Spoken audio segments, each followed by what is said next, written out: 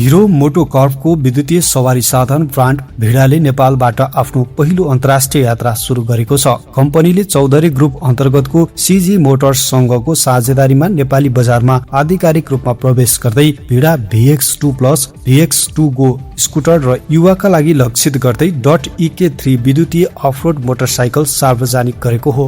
VX2+ मा 4.4 kilowatt घण्टा क्षमताको दोहोरो निकाल्न मिल्ने ब्याट्री रहेको छ, जसले एकपटक चार्ज गर्दा करिब 140 किलोमिटरसम्म यात्रा गर्न सक्ने कम्पनीको दाबी रहेको छ।